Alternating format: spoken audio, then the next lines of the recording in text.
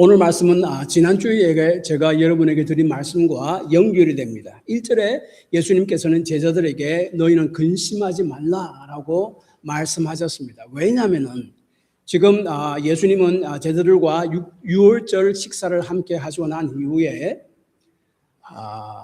제자 중 한 명이 예수님을 팔 것이다 라는 말씀을 하셨고, 그리고 베드로는 예수님을 3번이나 부인하게 될 것이다 라는 말씀을 했습니다. 무엇보다도 예수님께서는 제자들을 떠나겠다라고 말씀하셨습니다. 예수님께서 제자들을 떠나시겠다라고 말씀하신 것은 예수님의 죽으심을 의미합니다. 우리의 모든 죄를 지시고 십자가에 못 박혀 죽으시고 부활하시고 이제 승천하시는 그 모든 것을 다 함께 아우르는 말씀입니다. 그러자 거의 3년 동안 예수님과 동고동락하면서 함께 있었던 제자들이 예수님이 떠난다는 말을 듣자 근심을 하게 되었습니다. 그 능력이 많으신 예수님이 떠난다고 하자 정말로 근심에 휩싸였습니다. 그때 예수님께서 하신 말씀이 근심하지 말라. 지난주에 드린 말씀을 요약하면 이렇습니다. 왜냐하면 내가 떠남으로 너희를 위한 천국이 예비게 된다. 예수님이 십자가에 죽었고 부활하심으로 말미암아 천국이 너희들에게 주어지게 된다 하는 것이고, 그 다음에 내가 떠남으로 동시에 너희는 나의 임재 가운데 살게 되고 또한 나의 보호하심 가운데 살게 될 것이다 하는 말씀입니다. 그것이 바로 1절에서 3절까지 말씀의 요약입니다. 오늘은 그 뒤 이어서 근심하지 말아야 될 이유를 2가지들을 말씀합니다. 먼저 예수님의 떠나심을 통해서 우리의 구원이 완성되기 때문에 너희들은 두려워하지 말라라고 4절에서 11절까지 말씀합니다. 예수님께로 가는 유일한 길이 예수님이시다라는 것을 오늘 본문에서 이야기합니다. 예수님께서 제자들에게 자신은 아버지 집에 제자들이 있을 곳을 마련하러 간다고 말씀하셨고, 또한 내가 어디로 가는지 그 일을 너희가 아느니라 라고 말씀하셨을 때 도마는 예수님에게 자신들은 예수님이 어디로 가는지, 아버지께로 가는 그 길이 어딘지 우리들은 알지 못합니다 라고 5절에 말씀합니다. 그때 예수님께서 아주 여러분이 잘 아시는 너무나 유명한 말씀, 6절 말씀을 하시죠. 예수께서 이르시되 내가 곧 길이요 진리요 생명이니 나로 말미암지 않고서는 아버지께로 올 자가 없느니라. 예수님은 하나님께 나아갈 수 있는 유일한 길이다라고 말씀하셨습니다. 예수님의 죽으심과 부활로 말미암아 그 믿는 자는 하나님께로 나아갈 수 있게 되고, 예수님은 그 유일한 길이 되심을 분명하게 말씀하셨습니다. 이것은 특별히 요한복음에 나오는 예수님의 7가지 나는 무엇이다, I am이라는 유명한 구절입니다. 우리가 여러 번 제가 말씀드리지만은 헬라어로 하면은 에이고 에임입니다. 그 에이고 에이미는 출애굽기 3장 14절에서 모세가 하나님 누구십니까? 다른 사람들이 하나님께서 우리 이스라엘 백성들에게 보내시는데 그 이스라엘 백성들이 누가 너를 보냈느냐라고 물어보는 데가 하나님을 뭐라고 소개해야 되겠습니까? 하나님이 누구십니까? 물어볼 때 출애굽기 3장 14절에 하나님께서 말씀하시기를 나는 스스로 있는 자니라 라고 하는데, 그것이 이제 조금 이렇게 그 나는 스스로 있는 자라는 말이 I am입니다. 에이고 에미 헬라어와 같은 말입니다.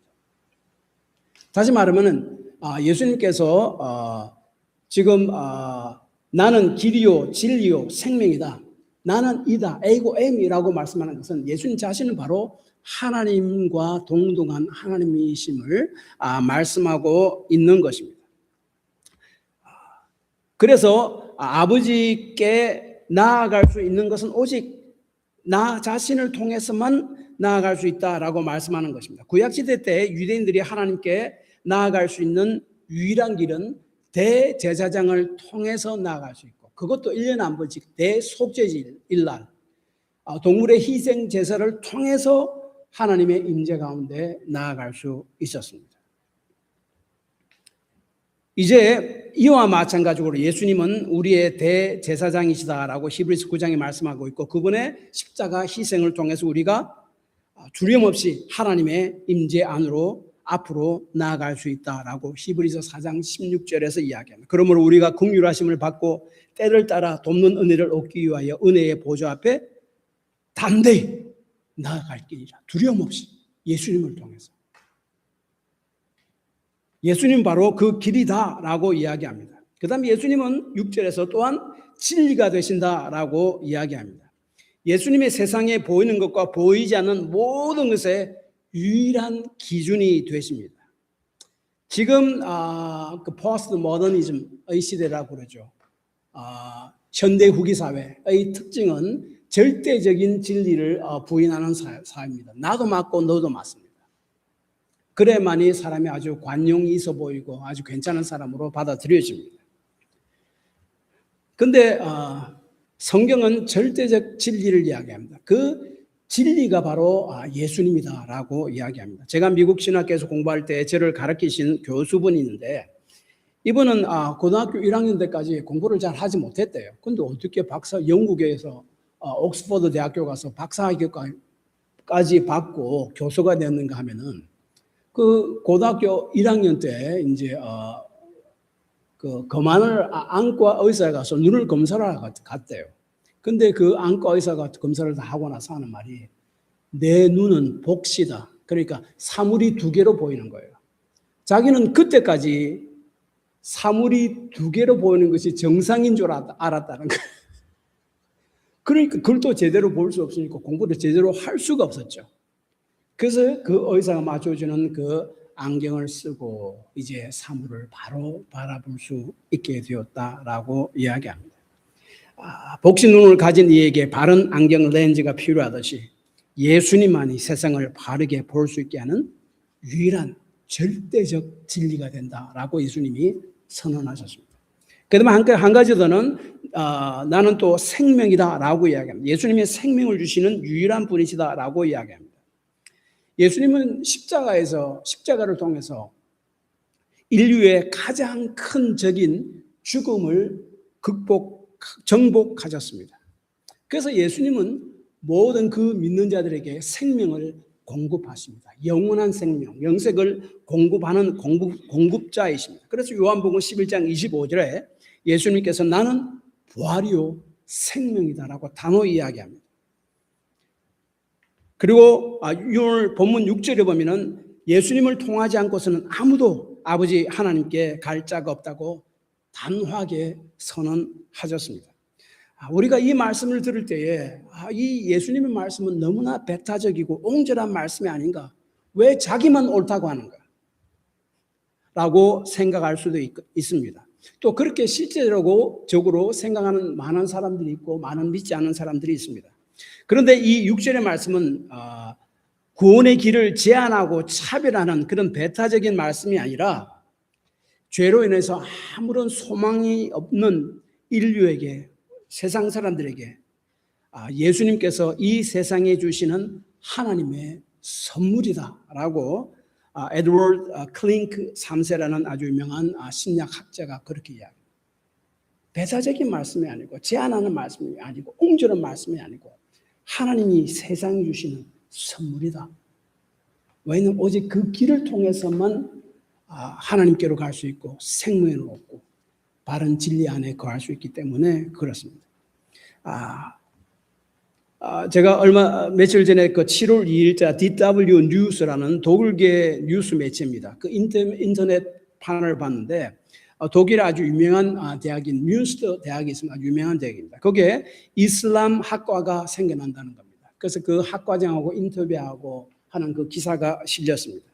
그때 이슬람 학과의 초대학장이 되는 교수는 이런 말을 했습니다. 해당 학부는 우리 학부는 기본 원칙을 통해 신앙과 민주주의의 양립 가능성을 확인하고 코란, 그 이슬람 경전이죠. 코란에 대한 학문적이고 현대적인 해석을 장려하여 맨 끝에가 중요합니다.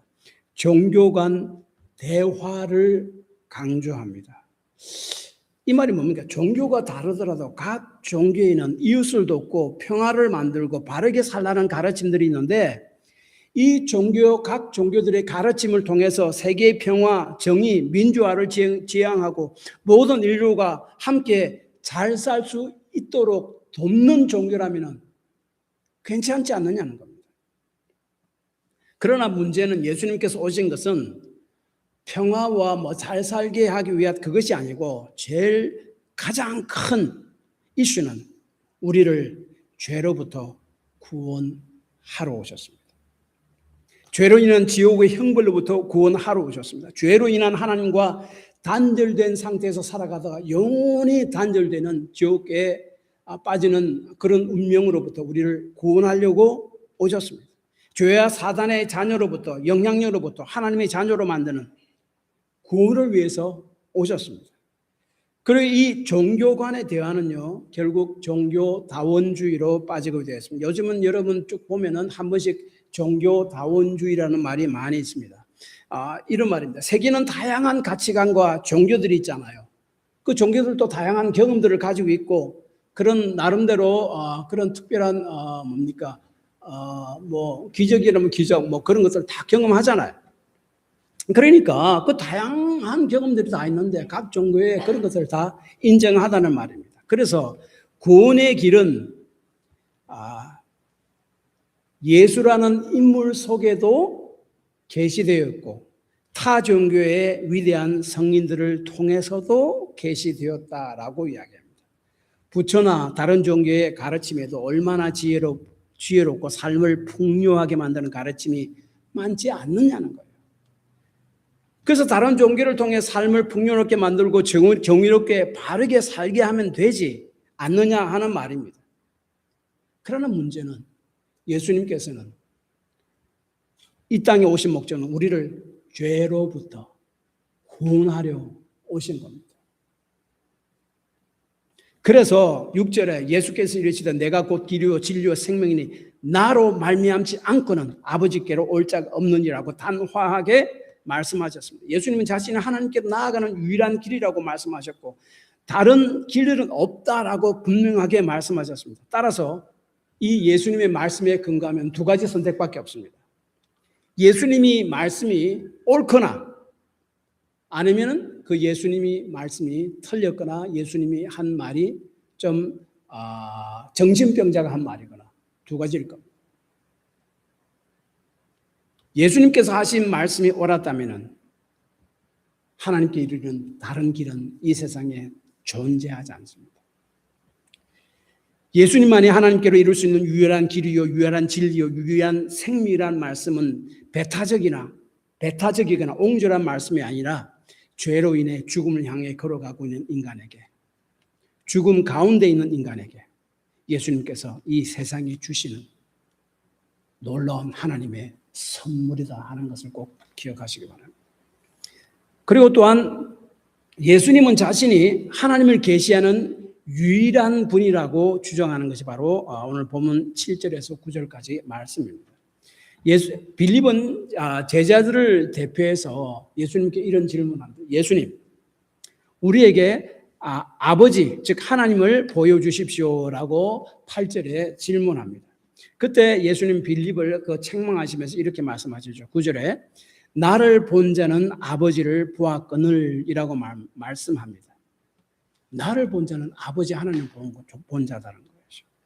그러니까 레온 모리스라는 학자는 이것을 이렇게 이야기합니다. 이는 그 어떤 평범한 사람도 감히 사용할 수 없는 말이다. 미친 사람은 모르죠. 그렇지 않으면 그렇게 선언할 수가 없습니다.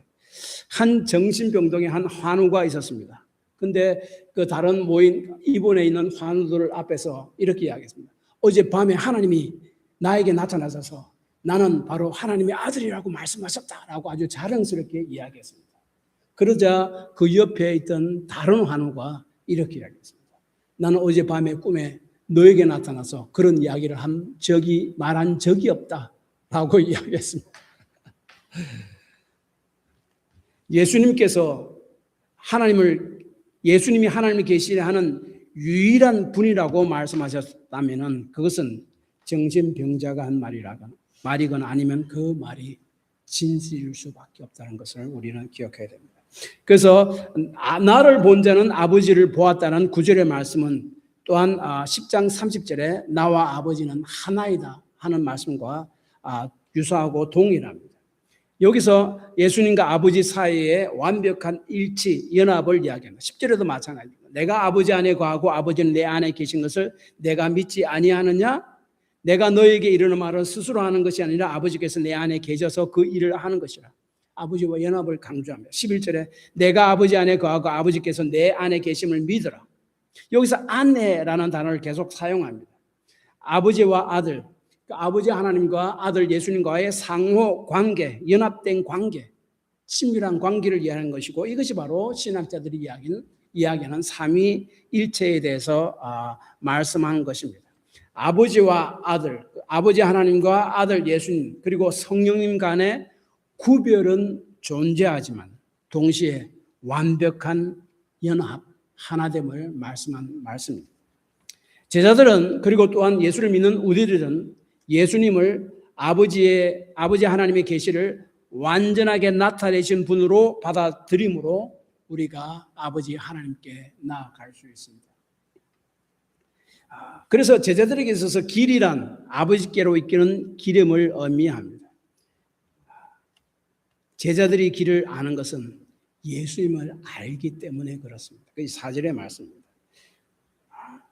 그래서 예수님도 하나님께로 가는 한 길일 뿐이고, 다른 종교나 성인들의 가르침을 통해서도 하나님께로 이룰 수 있다라고 주장하는 가르침인 종교다원주의는 사실은 거짓 가르침입니다. 그러므로 예수님은 하나님께 이르는 유일한 길과 진리와 생명이 되시며 하나님을 계시하는 유일한 분이신 예수님이 십자가에서 우리의 구원을 완성하셨음을 믿음으로 근심에서 벗어나야 합니다. 우리가 믿는 이 예수님은 바로 이 하나님이시고 우리 구원을 십자가에서 완성하셨습니다. 또한 예수님께서 제자들을 떠나시면서 근심하지 말라고 말씀하신 것은 주신 사명을 주시면서 그 사명에 순종하며 살아가라고 말씀하셨고, 또한 너희가 기도할 때 내가 응답하겠다라고 말씀함으로써 사명에 순종하고 또한 기도함으로 그 믿는 자들은 예수님과 영적으로 더욱더 깊이 연합되기 때문에 너희들은 내가 육신적으로 없더라도 근심하지 말아라 라고 말씀합니다. 그것이 바로 12절에서 14절 말씀입니다. 예수님은 떠나시면서 제자들에게 예수님의 사명을 이어받아서 사명을 감당하는 삶을 살아가야 한다고 12절에서 14절까지 말씀하셨습니다. 특별히 12절에 보면 사명에 대해서 말씀하는데, 예수님께서 제자들을 떠난다는 말은 예수님께서 십자가 못 박혀 죽으시고 부활하시고 승천하심으로 하늘로 원래 있던 그곳으로 돌아가신다는 말입니다. 떠나심으로 예수님께서 하나님 아버지 아들로서 하시던 일이 이제 예수를 믿는 하나님의 자녀에게 전환됩니다. 예수님은 하나님의 아들이라고 그러거든요. 아들로서 이 땅에서 구원을 위한 일을 다 이루셨습니다. 그 다음에 떠나면서 그 일을 예수를 믿어 하나님의 자녀된, 하나님의 아들된 믿는 자들에게 전환해 주십니다. 그래서 내가 하는 일이라고 12절에 이야기하는 것은 바로 사람을 구원하는 일입니다. 그래서 예수님이 하나님이신 예수님이 사람의 몸을 입고 이 땅에 오셔서 우리 모든 죄를 다 짊어지시고 십자가에 못 박혀 죽게 되었습니다. 우리 모든 형벌을 다 예수님이 다 지시고 다 받으시며 우리 죄에 대한 형벌로부터 다 해방시켰습니다. 그래서 하나님께서 예수님에게 주신 사역인 십자가를 통해서 우리를 구원하는 사역은 이제 다 이루셨고, 그 사역을 제자들, 즉 예수를 믿어 하나님의 자녀가 된 제자들, 그리스도인에게 넘어가게 됩니다. 그래서 예수님은 하나님께서 자신에게 주신 그 사명을 통해 하나님과 깊이 연합되어 있음을 오늘 우리 요한복음 곳곳에 말씀하고 있고, 오늘 본문의 말씀에도 그렇게 말씀합니다. 예수님께서 이 땅에 사역하실 때 자신은 내 생각대로 말하는 것이 아니고 내 자유로 말하는 것이 아니라 자신이 보내신 아버지 하나님의 말을 그대로 전달하고 행하라고 하시는 일을 내가 그대로 행한다라고 지속적으로 요한복음 보면은 말씀하셨습니다. 예를 들어 요한복음 12장 49절에 보면은 내가 자유로 말한 것이 아니요 나를 보내신 아버지께서 내가 말할 것과 이를 것을 친히 명령하여 주셨으니, 그리고 50절에도 내가 이르는 것은 내 아버지께서 내게 말씀하신 그대로니라. 그러니까 하나님과 깊이 연합되어 있음을 이야기합니다. 그래서 오늘 본문 14장 그 7절에도 이렇게 이야기합니다. 너희가 나를 알았다면 내 아버지도 알았으리라. 그리고 10절도 마찬가지입니다. 내가 너희에게 이르는 말은 스스로 말하는 것이 아니라 아버지께서 내 안에 계셔서 그 일을 하는 것이라 라고 말씀합니다. 다시 말하면 예수님께서 이 땅에서 기적을 행하시고 참 말씀을 전하시고 하는 이 모든 것들은 하나님께서 우리를 위해서, 우리를 구원하기 위해서 행하기를 원하는 그 일을 하나님께로부터 받아서 그대로 다 행하고 말씀을 전한 것이라는, 다르게 이야기하면 예수님의 말씀과 행함과 그 모든 사역들은 하나님과 깊이 연합된 가운데 행한 것이에요. 그래서 그 최고점인 그 하나님의 말씀을 그대로 순종하는 것이 어디서 나타납니까? 십자가 지심에서 나타나지 않아요. 그래서 예수님은 삼위일체 하나님으로서 아버지 하나님과 연합되어 있지만은 우리를 구원하시는 사역을 순종함을 통해서 하나님과 더욱더 깊이 연결되어 있다 하는 것을 말씀하신 것입니다. 마찬가지로 예수님께서는 제자들에게, 그리고 예수 믿는 우리들에게 예수님의 사명을 그냥 물려주십니다. 그래서 이 사명을 순종함을 통해서 제자들은, 예수를 믿는 자들은 예수님과 깊이 연합이 됩니다. 12절에 큰 일이 뭔가 하면은 예수님보다 더 위대해질 것이다 라는 말은 아닙니다. 예수님을 사역을 이어나가는 일인데 그 큰 일이란 예수님의 지상 사역에서 볼 수 없었던 더 큰 규모를 이야기합니다. 그래서 복음이 팔레스타인 그 지역뿐만 아니라 세계 곳곳까지 퍼져나가고 수많은 사람들이 선교 헌신하고 복음을 전하고 저 오지에까지 가서도 복음을 전하면 그 사람들도 예수를 믿고 구원받게 됩니다. 그것을 이야기합니다.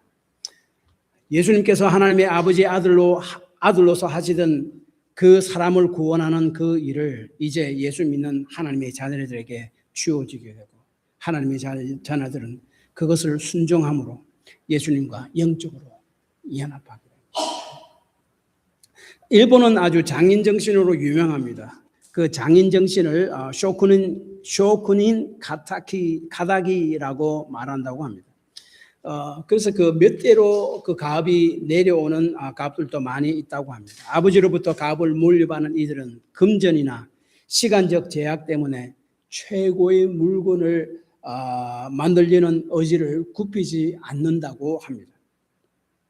그래서 자신의 만드는 물건에 대한 자부심이 그래서 대단하고, 그 중심에는 자신이 만드는 물건에는 대대로 선대로부터 내려오는 선대의 정신이 그 만드는 그 공예품이나 만드는 그 물건에 그 선대들의 정신이 깃들어 있음을 그들이 알고 그것을 믿고 받아들이기 때문에 그렇습니다. 마찬가지로 12절에 내가 하는 일이란 사람을 구원하는 일입니다. 복음 증거로 말합니다. 이를 위해서 예수님께서 오셨고 십자가에서 그 일을 이루셨습니다. 그 일을 이제 그를 따르는 자들, 믿는 자들에게 넘겨주는데 그 믿는 자들은 그 일을 계승해서 나아가야 합니다. 그 일을 하는 자는 그러므로 예수님과 깊이 연합이 됩니다. 마태복음 28장 19절 20절에 그러므로 너희는 가서 모든 민족을 제자로 삼아 아버지와 아들과 성령의 이름으로 세례를 베풀고 내가 너희에게 분부한 모든 것을 가르쳐 지키가라. 볼지어다 내가 세상 끝날까지 너희와 함께 하리라. 복음 증거라는 예수님의 사역에 참여함을 통해, 순종함을 통해서 내가 너희와 세상 끝날까지 함께 하리라. 예수님과 더욱더 깊이 연합이 됩니다. 여러분 예수님과 좀 연합되는, 영적으로 깊이 연합되는 그런 체험을 하기를 원합니다. 어떻게 하면 됩니까? 주님의 사역을 여러분의 삶을 통해서 이어가시기 바랍니다. 그 속에서 주님과 깊이 연합되고 주의 임재하심을 더욱더 크게 경험하게 될 것입니다. 그래서 그리스도인이 예수님의 사역에 참여하는 이유는 또한 이 사역을 통해 13절에 아버지께서 아들 안에서 영광을 받으시게 하려 함입니다. 그것을 통해 하나님의 이름이 높여지고 하나님께서 예배받으시고 영광을 받게 되는 것이다 라고 이야기합니다. 또한 우리 사명만 우리에게 전달해 주신 것뿐만 아니라 예수님께서는 우리가 그 사명을 감당할 때 기도를 통해서 우리는 예수님과 또 깊이 연합이 됩니다. 그것이 바로 13절 14절입니다. 예수님께서 하나님의 사역에 대해서 설명하신 후에 가장 먼저 말씀하신 것이 바로 기도입니다. 그래서 기도가 주님의 일을 함에 있어서 얼마나 중요한가 그것을 말씀한 것입니다. 그래서 이 13절과 14절에 내 이름으로 무엇이든지 구하라 하는 말씀을 두 번씩이나 이야기합니다. 성경에서 두 번씩 이야기한다는 것은 굉장한 강조를 의미합니다. 그런데 오늘 본문에서 예수님의 이름으로 기도하라고 강조해서 말씀하시는 것은 예수님의 사역과 연관된 기도를 말합니다. 그때 내가 그 기도를 다 들어주겠다라고 이야기합니다. 예수님을 대신해서 예수님의 사역을 이어받아 다른 사람들에게, 믿지 않는 사람들에게 복음을 전할 때 그때 예수 이름으로 기도하면 예수님께서 그 기도를 통해서 일하겠다라고 두 번씩이나 말씀하는 것이 13절, 14절 말씀입니다. 우리 그리스도인은 주기도문에서 예수님께서 말씀하신 것 같이 우리는 매일의 일용할 양식을 위해서도 기도할 수 있습니다. 야고보서 5장 14절 16절에서 말씀하는 것 같이 우리의 병 고침을 위해서도 기도할 수 있습니다. 시편 기자와 그리고 야고보서 5장 13절에서 말씀하는 것 같이 고난을 당할 때 하나님의 도움을 위해서 우리가 기도할 수 있습니다. 그러나 본문에서 말씀하시는 그 기도는 예수님의 일인 복음 증거와 연관된 기도입니다. 그때 너희가 그것을 기도하면, 내 이름으로 기도하면, 내 이름으로 기도하면 두 번씩을 강조하셔요. 내가 너희 기도를 듣고 내가 일을 하겠다라고 말씀하신 것입니다. 그러므로 13절, 14절 말씀은 예수님께서 떠나가심으로 예수님과 단절되는 것이 아니라 예수님의 사역을 이 땅에서 이어나감으로 통해서 더욱더 강력하게 예수님과 연결된다. 그러므로 너희는 내가 떠나더라도 근심하지 말라라고 이야기합니다. 그리고 그때 기도를 통해서 그 기도의 응답을 체험하고 예수님께서 일하심을 봄을 통해서 더욱더 예수님과 강하게 연합이 된다 하는 말씀입니다. 결론적으로 이것입니다. 오늘 말씀은 1절의 말씀과 연결이 됩니다. 예수님께서 제자들을 떠나신다는 말씀 때문에 제자들은 근심했습니다. 예수님이 떠나시면 예수님의 십자가 죽으심과 부활하심, 승천하심을 말씀합니다. 그러나 예수님께서는 제자를 떠나심에도 불구하고 육신적으로는 그들과 함께하지 않음에도 불구하고 그들이 근심하지 말아야 하는 이유는 지난주에 말씀드린 것은 예수님의 떠나심을 통해서 죽으심과 부활을 통해서 우리가 천국을 소유할 수 있게 됐고 천국에 갈 수 있게 됐고 미래에 현재 이 땅에서 하나님의 임재와 보호하심 가운데 살 수 있게 되기 때문입니다. 그리고 오늘 말씀에는 예수님의 떠나심을 통해서 하나님께 나아갈 수 있는 유일한 길을 그 믿는 자에게 마련해 주시기 때문이고 십자가의 죽으심과 부활함을 통해서 믿는 자는 예수님의 사역을 넘겨받아 순종하고 기도함을 통해 더욱더 강력하게 예수님과 이 땅에서도 연합될 수 있기 때문에 그렇다라고 이야기합니다. 그러므로 근심을 이기는 방법은 오늘 본문에서는 예수님께서 우리를 위해서 하시는 일을 믿음으로 구원받은 삶을 살고 그 예수님의 사역을 이어받아 그 예수님의 사역에 순종하고 참여하고 기도함을 통해서 예수님과 더욱더 깊은 연합된 삶을 삶으로 근심에서 이겨나갈 수 있다라고 말씀하는 것이 오늘 본문 말씀입니다. 오늘 이것을 생각하면서 우리 스스로 한번 기도하는 시간 갖도록 하겠습니다. 더 이상 예수님 우리와 육신적으로 함께하지 않습니다. 그러나 예수님의 사역을 이어받아 순종함으로 그 사역, 그 일, 복음 증거의 사역을 우리가 감당할 때, 그때 또한 우리가 기도할 때 주님께서 우리와 함께하시고, 이를 통해서 우리는 주님과 예수님과 더욱더 깊이 연합됨을 경험할 수 있다라고 말씀합니다.